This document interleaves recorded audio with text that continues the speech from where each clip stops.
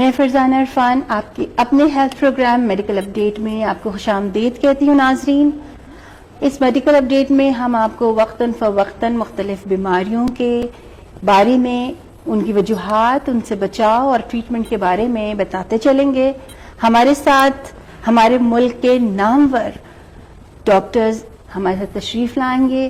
ابھی جو ہمارے ساتھ تشریف رکھتے ہیں، تو سب سے پہلے میں ڈاکٹر خالد خلیل صاحب سے گزارش کرتی ہوں کہ وہ اپنا انٹرو خود دیجئے، کیونکہ ان کا ماشاءاللہ انٹرو اتنا بڑا ہے کہ مجھ سے نہیں دیا جائے گا. ڈاکٹر صاحب اپنی زبانی آپ اپنا انٹروڈکشن دے دیں تو اچھا رہے گا.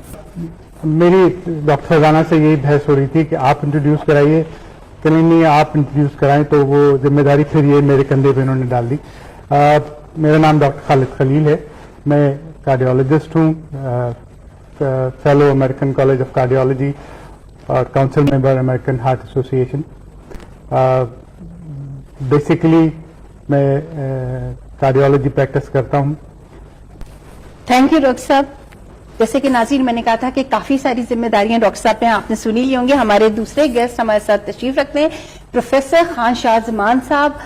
یہ بھی ماشاءاللہ بہت ان کی ایسی اسپیشلٹی ہے جو یہ خود زبانی اپنے بتائیں گے. یہ میں بتاتی چلوں کہ آپ کارڈیولوجسٹ ہیں NICVT میں. جی ڈاکٹر صاحب، آپ ذرا اپنی اسپیشلٹی کے بارے میں بتائیے ہمارے ناظرین کو. السلام علیکم. میں پروفیسر آف کارڈیولوجی ہوں national institute of cardio vascular diseases, جو کہ پاکستان کا ہی نہیں بلکہ بر صغیر کا پہلا شعبہ قلب سے تعلق رکھنے والی بیماریوں کا ادارہ ہے. یہاں پر ہم پوسٹ گریجویٹ سے ڈاکٹرز آتے ہیں اور کارڈیولوجی میں اسپیشلائز کرنا چاہتے ہیں، ان کی تربیت کرتے ہیں اور اس کے بعد میں ان کو ڈفرینٹ جو سب اسپیشلٹیز ہیں کارڈیولوجی کی، ان میں ان کی پوسٹنگ ہو کے وہ وہاں پر ٹریننگ حاصل کرتے ہیں. اس ادارے میں بہت سے کام ہوتے ہیں. نہ صرف یہاں پر تشخیص کی جاتی ہے دل کے امراض کی، بلکہ ان سے بچاؤ کے بارے میں پرائمری پریونشن کی تعلیم دی جاتی ہے اور بیماری کا علاج بھی کیا جاتا ہے. اچھا ڈاکٹر صاحب، جیسے کہ ہم نے یہ دل کے امراض اور بلڈ پریشر کے اوپر رکھا ہے، تو پروفیسر صاحب میرا پہلا سوال دل کے دورے کے متعلق ہے. اس لیے میں چاہوں گی کہ آپ کیونکہ ایسے انسٹیٹیوٹ میں ہوتے بھی ہیں، آپ ہمارے ناظرین کو یہ بتائیے کہ دل کا دورہ کیا ہے، کن وجوہات سے ہوتا ہے اور کن لوگوں کو، کون لوگ ہیں جن کو یہ ہو سکتا ہے. یہ آپ کا سوال بہت اچھا ہے اس لحاظ سے کہ آج کل ہمارے معاشرے میں دل کی بیماریاں بہت تیزی سے بڑھ رہی ہیں، اور نہ صرف یہ کہ یہ مڈل ایج لوگوں کو پہ اثر انداز ہو رہی ہے، بلکہ آج کل ینگز جو ہیں بہت زیادہ افیکٹڈ ہو رہے ہیں اس سے. دل کا دورہ جو ایک عام آدمی کی زبان میں ٹرم ہے، اس کو ہارٹ اٹیک بھی کہتے ہیں، ہماری ٹرم میں اس کو مایوکارڈیل انفارکشن کہتے ہیں. اس کے دل کے اندر 3 شریانیں ہیں جو کہ دل کے مختلف حصوں کو خون سپلائی کرتی ہیں.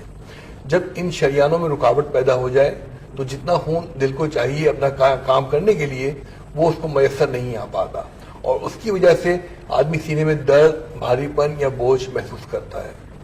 یہ سمٹمز جب ہوتے ہیں جبکہ دل کو زیادہ کام کرنے کو کہا جائے، جیسا کہ ہم کہتے ہیں، مریض اکثر کہتے ہیں کہ ہمیں چلنے میں درد ہوتا ہے، کھانا کھانے کے بعد سینے میں بھاری پن یا بوجھ محسوس کرتے ہیں.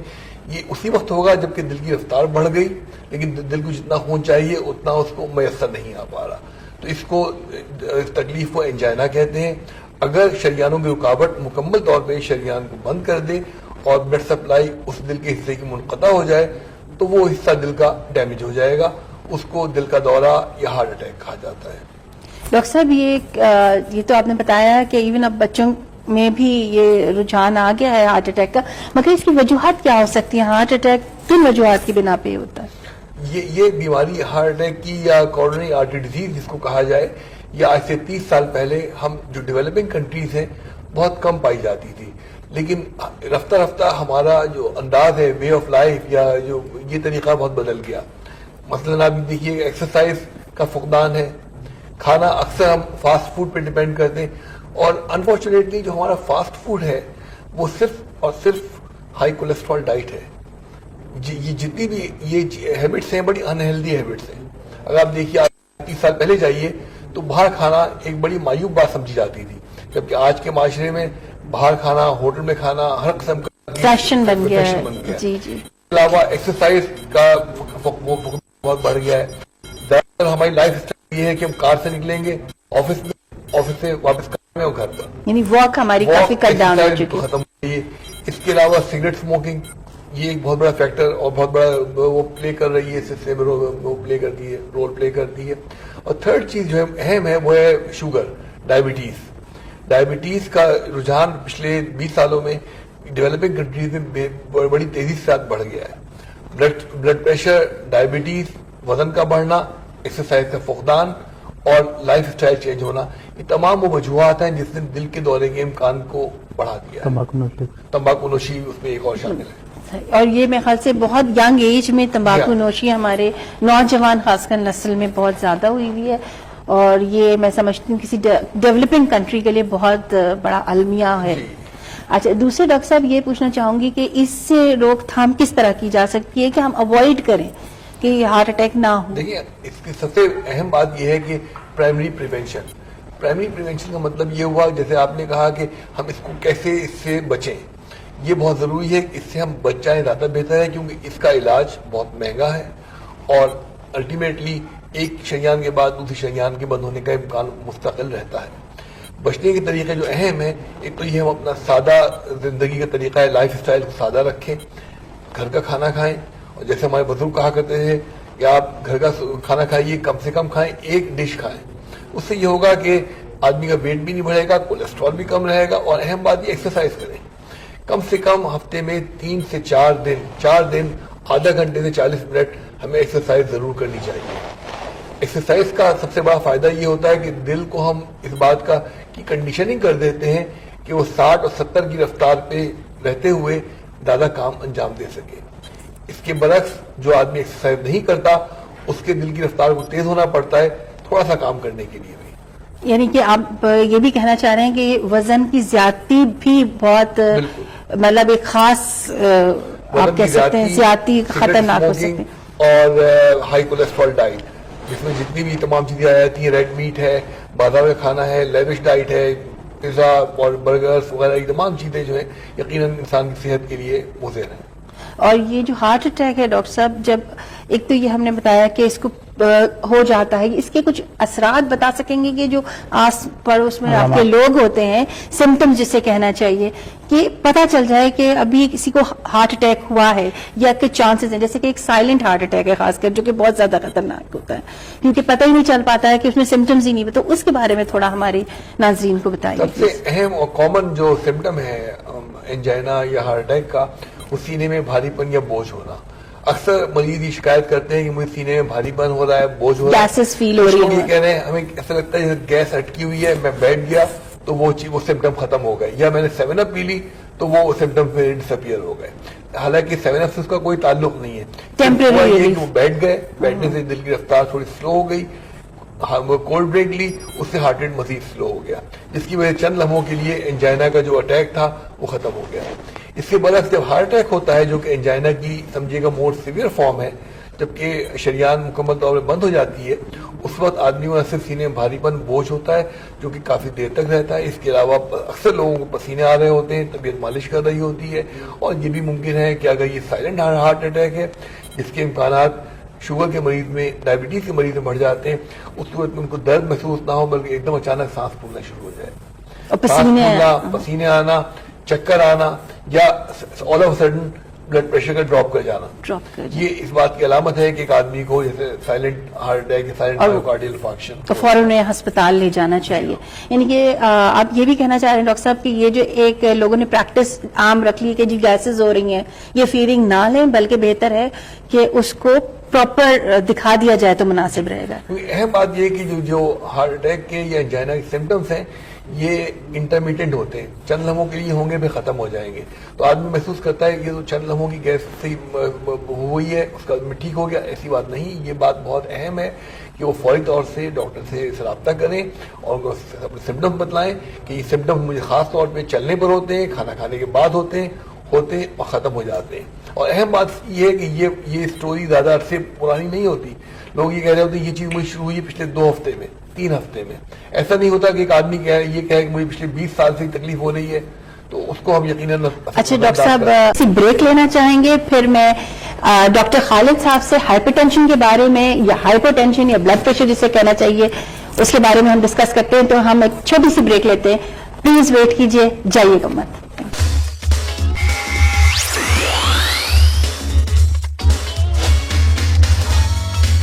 تو ناظرین، ہم بریک سے پہلے دل کے دورے کے بارے میں پروفیسر صاحب نے کافی معلومات فراہم کی ہے. اب ہم بلڈ پریشر کے بارے میں ڈاکٹر خالد خلیل صاحب سے گزارش کرتے ہیں کہ وہ اس کے بارے میں. جی ڈاکٹر صاحب، آپ ہمارے ناظرین کو ہائپر ٹینشن اور ہائپر ٹینشن کے بارے میں بتائیے.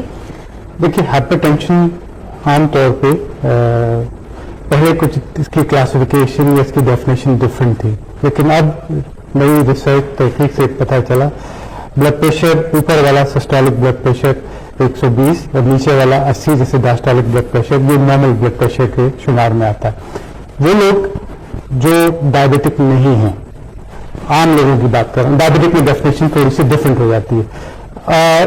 بلڈ پریشر جب بھی سسٹولک بلڈ پریشر 130 اور نیچے والا 90 کے لگ بھگ پہنچے، یہ ایک نئی کلاسیفیکیشن آ گئی، اس کو پری ہائپرٹینسو کہتے ہیں. یعنی وہ لوگ جن میں آگے چل کے بلڈ پریشر بڑھنے کا اندیشہ یا یہ لوگ ہائپرٹینسو ہو جائیں گے. ایک آتی ہے پھر کلاسیفیکیشن اس کی اسٹیج 1، جس میں 140 اور 100، اور اسٹیج 2 ہائپرٹینشن وہ 140 سے زیادہ اور نیچے والا 100 سے زیادہ، یہ اسٹیج 2 کلاسیفیکیشن میں آ جاتا ہے. عام طور پہ 60 سے 80% لوگوں میں یہ بلڈ پریشر جینیٹکلی ڈٹرمنڈ ہوتا ہے. اسے پرائمری ایسینشیل ہائپر ٹینشن کہتے ہیں. سیکنڈری ہائپر ٹینشن وہ بلڈ پریشر ہے جو مرض کہیں اور ہوتا ہے لیکن اس کا اثر بلڈ پریشر پر پڑتا ہے. عام طور پہ کڈنی یا گردہ بلڈ پریشر کنٹرول کرتا ہے. اگر گردے میں انفیکشن ہو یا گردے میں پتھری ہو اور آپ اس کا علاج نہ کریں یا مؤثر علاج نہ ہو تو وہ بلڈ پریشر اس سے بڑھ جاتا ہے. یہ سیکنڈری ہائپر ٹینشن کی مردوں میں، عورتوں میں سب مثال ہے. عورتوں میں عام طور میں اگر اووری میں اگر پرابلم ہو اس کی وجہ سے بھی بلڈ پریشر بڑھ سکتا ہے، لیکن یہ اس کی فیصد کم ہے. میجورٹی ایسینشیل ہائپر ٹینشن یا ایسینشیل ہائپر ٹینشن میں لوگ آتے ہیں. اچھا، اب سوال یہ ہے کہ بلڈ پریشر کیا لیول رکھا جائے. دیکھیے، جن لوگوں کو اندیشہ ہوتا ہے بلڈ پریشر بڑھنے کا یا پری ہائپر ٹینشن ہے، ان کو اس کے سببات کے لیے کچھ چیزیں کرنی چاہیے. ایک لائف اسٹائل مینجمنٹ اب بڑا امپورٹنٹ پلے کرتا ہے. وزن کم رکھنا، کھانے میں نمک کا کم استعمال. اب سوال یہ ہوتا ہے کہ وزن کم کرنے سے مراد کیا ہے. دیکھیے، کی ہوتی ہے آئیڈیل باڈی ویٹ. عورتوں میں الگ آئیڈیل باڈی ویٹ ہے، مردوں میں الگ آئیڈیل باڈی ویٹ ہے. مردوں میں 5 فٹ 6 پاؤنڈ ہونا چاہیے وزن، اور ہر انچ پہ آپ 6 پاؤنڈ ایڈ کرتے چلے جائیں. جیسے کسی کا وزن، کسی کی ہائٹ 5 فٹ اور 11 انچ ہے تو 5 فٹ پہ 106 پاؤنڈ ملٹیپلائی 6 172 پاؤنڈ اس کا آئیڈیل باڈی ویٹ ہوگا. اب ساتھ میں یہ بھی ہے کہ بعض لوگوں کی، جسے ہم عام زبان میں چوڑی ہڈی کہتے ہیں، براڈ فریم ہوتا ہے، اس کے لیے آپ 10% اور ایڈ کر سکتے ہیں. عورتوں میں اس 5 فٹ پہ 100 پاؤنڈ ہونا چاہیے اور ہر انچ پہ 5 پاؤنڈ ایڈ کر دیں. اگر کسی خاتون کی ہائٹ 5'4" ہے، 5 فٹ 4 انچ، تو 5 فٹ کے حساب سے 100 پاؤنڈ ہو گیا اور 4 انچ کے حساب سے 120 پاؤنڈ. اب اس میں بھی کچھ خاتون کی بلڈ بڑی ہوتی ہے، اس میں 10% آپ ایڈ کر دیں، اس میں ایڈ کر لیے، that will be ideal body weight. تو کوشش یہ کریں جن کا وزن زیادہ ہے کہ آئیڈیل باڈی ویٹ مینٹین کریں. اچھا، یہ کہنا آسان ہے، کرنا ذرا سا مشکل ہوتا ہے، لیکن دیکھیے سمپل سی میتھمیٹکس ہے. جس طرح بینک میں آپ ڈپازٹ کرتے ہیں تو بینک بیلنس بڑھ جاتا ہے اور اس میں سے ودرا کرتے ہیں بینک بیلنس کم ہو جاتا ہے. تو اپنے جسم کو مینٹین کرنے کے لیے آپ کو کیلوریز کا حساب رکھنا ہے. کیلوری یا حرارت جو عام زبان میں کہتے ہیں، یہ آپ کے جسم کی ریکوائرمنٹ کے حساب سے ضرورت ہوتی ہے. ایک مزدور ہے جو سڑک کھود رہا ہے، جو کدال چلا رہا ہے، اس کی ڈیلی کیلوریک ریکوائرمنٹ ہارڈ لیبر کی 3500 کیلوریز، 3500 سے 4000 کیلوریز، ڈپینڈنگ اپون کہ وہ کیا کام کر رہا ہے یا محنت پہ زیادہ کام کر رہا ہے، اس کی کیلوریک ریکوائرمنٹ زیادہ ہوگی بنسبت اس کے جو گھر میں بیٹھ کے کام کر رہا ہے. اب خواتین جیسے گھر میں گھریلو کام کرتی ہیں، اس میں کیلوریک ریکوائرمنٹ ان کی اتنی زیادہ نہیں ہوتی، لیکن جو کھانا پکاتی ہیں مزے کا پکاتی ہیں، خود بھی کھاتی ہیں اور کھانا والوں کو بھی کھلاتی ہیں. وہ ویٹ بڑھانے میں کیلوری ریکوائرمنٹ کے حساب سے آ جاتی ہے تو وہ برن نہیں ہوتی. روزمرہ کے معاملات میں آپ جو کیلوری برن کر رہے ہیں وہ ناکافی ہیں ویٹ کم کرنے کے لیے. اس لیے ضروری ہے کہ ویٹ کم کرنے کے لیے آپ کیلوریز برن کریں، اس کے لیے ایکسرسائز ضروری ہے. اب جیسے ڈاکٹر شاہ زمان صاحب نے بتایا کہ کم از کم آدھا گھنٹہ روز हफ्ते में 4 दिन जरूर चले। अच्छा, अब एक क्राइटेरिया रफ सा मैं भी बता दूं, उसमें यह है कि आपकी अगर रेस्टिंग पल्स फर्स्ट कीजिए 70 पर मिनट के हिसाब से है, तो आप उसमें 30 ऐड कर लीजिए और उसको मेंटेन रखें, यानी किसी 70 है तो 100 तक ले आए और उसको आधे घंटे या 20 मिनट तक 100 पे मेंटेन रखें। That is a good calorie burner and वो मेंटेन अगर रखेंगे तो कैलोरी बर्न भी ठीक होगी, तो हरारे इस्तेमाल में आएंगे, वेट नहीं बढ़ेगा। या फर्क ये कहीं गए दावत में अपने खाना खाया, अच्छा खाने के बाद गुड फूड खाना खा ले, तो आप उसका कंपनसेट इस तरह कर सकते हैं, उस दिन बजाय 1 मील के आप 3 मील का चलिए ताकि वो कंज्यूम हो जाए। अच्छा, फिर रिलैक्सेशन टेक्निक्स बड़ी इंपॉर्टेंट है आजकल। एड्रेनलिन एक हार्मोन है जो ब्लड प्रेशर बढ़ाता है। वो बढ़ाता इस तरीके से है कि एड्रेनलिन जो है, जो शरियाने हैं उनको सुकेड़ता है, उनके सुकेड़ने की वजह से ब्लड प्रेशर बढ़ जाता है। तो मेंटल रिलैक्सेशन एक्सरसाइज से आप एड्रेनलिन सिक्रीशन कम करेंगे, उससे ब्लड प्रेशर आर्टरीज खुल जाएंगी, प्रेशर कम हो जाएगा। टेंशन भी इसीलिए जो कहा जाता है कि वॉक से थोड़ी टेंशन भी रिलीज हो, जी, वो आप थोड़ा सा रिलीज हो जाता है। अब सवाल रहा हाइपरटेंशन के मुताबिक। देखिए, हाइपरटेंशन नॉर्मल हालात में पहले तो ये तय कर लेंगे हाइपरटेंशन कहते हैं। ऊपर वाला 90 से कम systolic hypertension, systolic blood pressure 90 से कम और नीचे वाला 60 से कम, ये हाइपरटेंशन के जनरल में आते हैं। अब नॉर्मल हालात में अगर किसी का 90 और 60 ब्लड प्रेशर है, डजंट मीन उसको लो ब्लड प्रेशर है। अच्छा, अगर जिस्म में से खून निकल जाए, उल्टी हो जाए, डायरिया हो जाए, ब्लड लॉस हो जाए, उस दौरान अगर ब्लड प्रेशर इस लेवल पे आए तो ये डिपेक्ट करता है लो ब्लड प्रेशर। उसके लिए आपको फ्लूइड रिप्लेस करना होती है। ओके, फ्लूइड से मेरा आप ड्रिप ले लीजिए, जूसेस ले लीजिए ताकि ब्लड प्रेशर बढ़ जाए। जैसे डॉक्टर शाहजमान ने पहले कहा था, हार्ट अटैक के दौरान ब्लड प्रेशर कम हो जाता है, यानी जो डायबिटिक्स हैं उनमें खासतौर पर नहीं पता चलता और ऐसा मान जाए ब्लड प्रेशर कम हो गया, वो इस वजह से ब्लड प्रेशर कम होता है कि दिल पूरी तरीके से पंप नहीं कर रहा होता है, उसकी वजह से भी ब्लड प्रेशर फॉल कर जाता है। बातें हमारे नाज़रीन को आप लोगों से पता चली हैं, इंशाल्लाह हम किसी और प्रोग्राम में आपको फिर ज़हमत देंगे। फिलहाल मैं आपसे एक क्वेश्चन पूछना चाहूंगा, बल्कि डॉक्टर शाहजमान से, ये इंटरवेंशनल कार्डियोलॉजी के मुताबिक आप कुछ हमें। आपका सवाल इंतहाई अहम है, क्योंकि कार्डियोलॉजी ने जितना तेजी से तरक्की की है और उसमें जितनी डेवलपमेंट्स हुई हैं, इतनी डेवलपमेंट्स मेडिसिन की किसी और सब स्पेशलिटी में नहीं हुई है। इंटरवेंशनल कार्डियोलॉजी का मतलब क्या हुआ कि हम इंटरवीन कर रहे हैं किसी पेशेंट की बीमारी के अंदर। पहले कार्डियोलॉजिस्ट खाली ये करता था कि वो एंजियोग्राफी करेगा और उसके बाद में नाड़ी शरियानों में रुकावट देखने के बाद उस मरीज को सर्जन के हवाले कर दिया जाएगा, ये उसका ओपन हार्ट सर्जरी करेंगे, बाईपास कर लेंगे। आज का कार्डियोलॉजिस्ट बहुत से इंटरवेंशनल काम करता है, जिसमें आर्टरीज को या शरियानों को खोलना शामिल है, जिसे आम फहम अल्फाज जबान में एंजियोप्लास्टी या कॉर्नरी एंजियोप्लास्टी कहा जाता है। इसी तरह दिल में 4 वेल्व्स हैं जो दिल के मुख्तलिफ खानों को एक दूसरे से मुंसलिक करते हैं। इन वेल्व्स को खोलने को वेल्वुलोप्लास्टी कहते हैं। तो आजकल हम इंटरनेशनल कार्डियोलॉजी में ये दोनों काम अंजाम दे रहे हैं, यानी कॉर्नरी एंजियोप्लास्टी और वेल्वुलोप्लास्टी। इससे ये फायदा हो गया कि सर्जन का काम आसान हो गया और मरीज को ये फायदा हुआ कि बजाय इसके कि ओपन हार्ट सर्जरी भी जाते, 1 महीने अस्पताल में दाखिल रहते, एडमिट रहते और स्टिचेस आते, उनका काम आधे घंटे 1 घंटे में ट्यूब डाल के उसके जरिए लेग के जरिए उनकी एंजियोग्राफी कर ली, हाथ के हाथ एंजियोप्लास्टी कर ली। अगर वेल्व खराब है, बैलून के जरिए वेल्व को खोल लिया, जिसे वेल्वुलोप्लास्टी कहते हैं।